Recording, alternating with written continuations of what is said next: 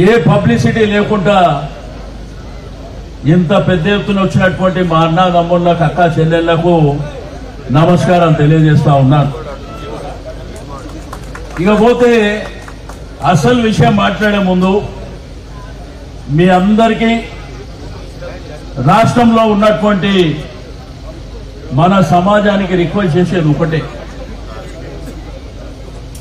యాదవ్ల, గౌడ్ల, కుర్మల, మునూరు కాపుల, పద్మశాలిల, చాకలి, మంగలి వివిధ కులాలకు సంబంధించిన వాళ్ళందరికీ నేను రిక్వెస్ట్ చేసేది ఒకటే, ఈ రోజు నుంచి మనము బీసీలము అనేటువంటి నినాదమే పెట్టుకొని ముందుకెళ్లాలని చెప్పి నేను ఈ సందర్భంగా తెలియజేస్తా ఉన్నాను. ఎందుకంటే మనల్ని విడదీసి రాజకీయం చేసే ప్రయత్నం, కుట్రలు జరుగుతున్నాయి.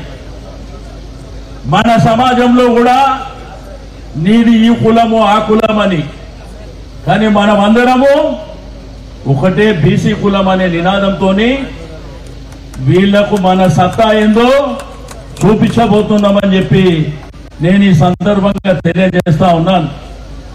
తెలంగాణ ఉద్యమాన్ని నడిపించింది ఈ యొక్క బడుగు బలహీన వర్గాలే కదా.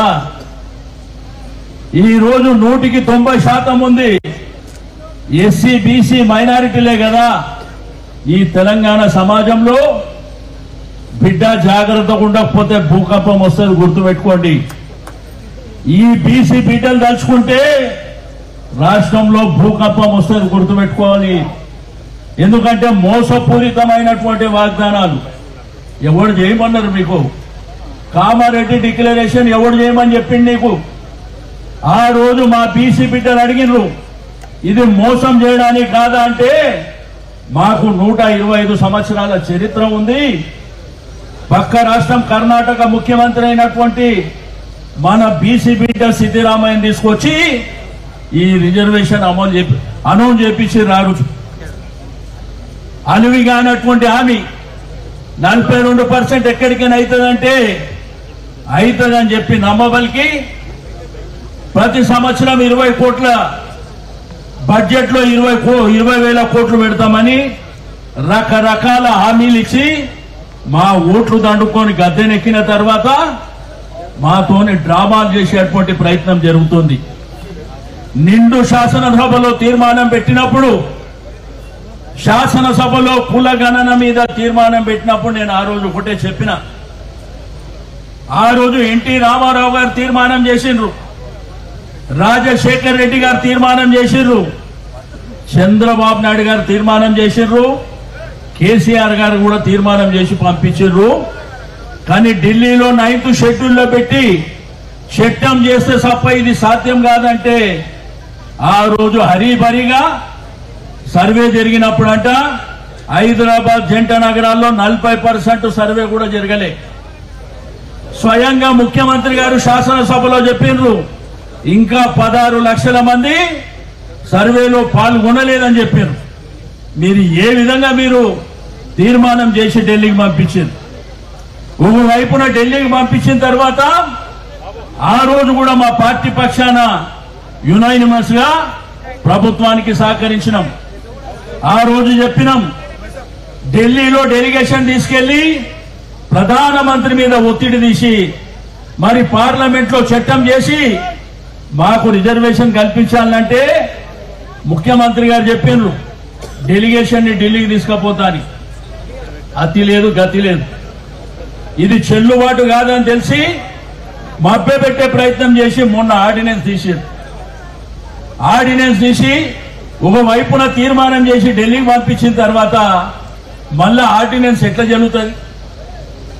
ఇది గతంలో తమిళనాడులో మరి తీర్మానం చేసినా కోర్టులు కొట్టేసినాయి, మహారాష్ట్రలో చేసినా కొట్టేసినాయి, బీహార్లో చేసినా, ఒడిశాలో చేసినా ప్రతి రాష్ట్రంలో కూడా ఇది చెల్లుబాటు కాదు, దీనికి చట్టబద్ధత ఉండదు, దీనికి 9th షెడ్యూల్లో పెట్టి మరి పార్లమెంట్ లో చట్టం చేస్తే తప్ప మనకు రిజర్వేషన్ రాదు అని స్పష్టంగా కోర్టులు చెప్తున్నాయి.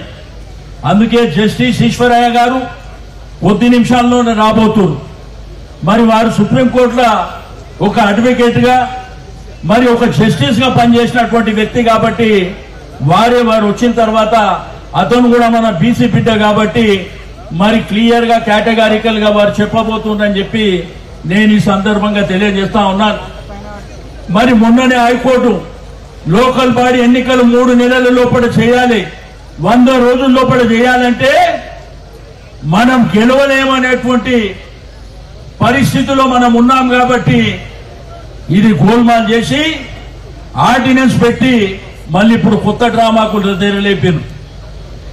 ఆర్డినెన్స్ ద్వారా సాధ్యమవుతుందంటే ఈ దేశంలో అనేకమైనటువంటి రాష్ట్రాల్లో ఎప్పుడో సాధ్యమవుతుండే.